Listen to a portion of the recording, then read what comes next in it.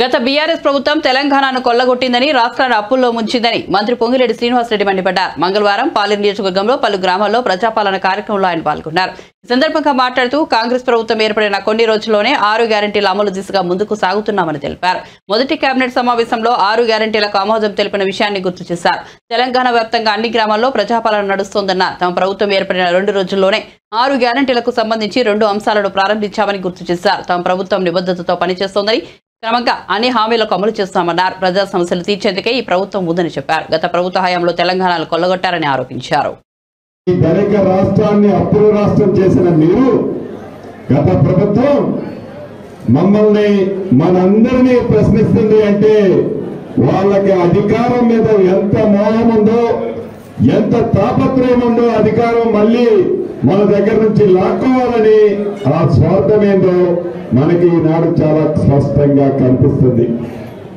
వాళ్ళతో అడిగించుకో, వాళ్ళతో చెప్పించుకో, ఏదైనా అడిగినా నా ప్రజలు, ఈ తెలంగాణ ప్రజలు కోరిన కోరికలని ఈ ప్రభుత్వం చేయడానికి చిత్తశుద్ధితో ఉందని కూడా మరొక్కసారి మీకు నిర్వహిస్తూ, నేను ఈ ప్రజాపాలన కార్యక్రమం ఏదైతే 28వ తారీఖు నుంచి 6వ తారీఖు దాకా పెట్టే దాంట్లో ప్రతి ఊళ్ళో చాలా తుక్కిసలాట జరుగుతుందనే నాలో ఒక భయం ఉండే.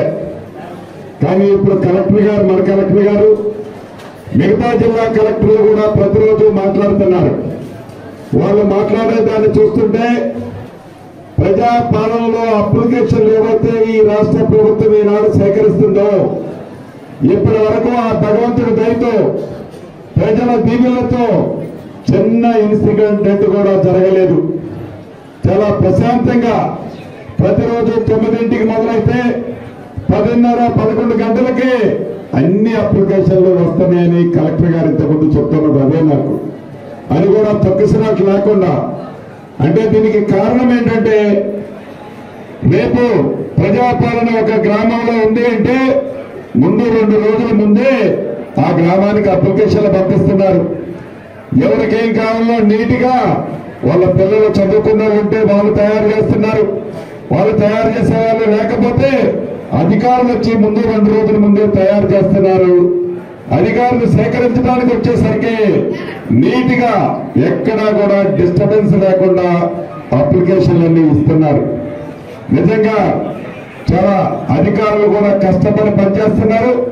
ఈ రాష్ట్ర ప్రభుత్వం అధికారులు మేమందరం మీకు సేవ చేయడానికి ఉన్నవాళ్ళం, మీ కోరికలకు అనుగుణంగా పరిపాలించడానికి ఉన్నవాళ్ళం, మీ మనసులో ఉన్న కోరికలు తీర్చడానికి ఉన్నవాళ్ళం.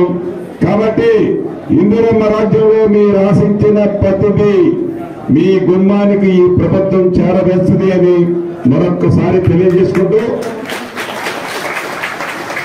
ప్రతి గ్రామంలో కూడా మొట్టమొదటిగా పేదవాళ్లలో అతి పేదవాళ్ళకి మొదటి ప్రాధాన్యత ఇస్తుంది మొదట ఈ ప్రభుత్వం. అట్లా విడతల వారిగా ప్రతి వాళ్ళకి చెప్పిన కార్యక్రమాన్ని ఈ ప్రభుత్వం చిత్తశుద్ధితో ఇవ్వడానికి ఈనాడు కూడా సిద్ధంగా ఉంది.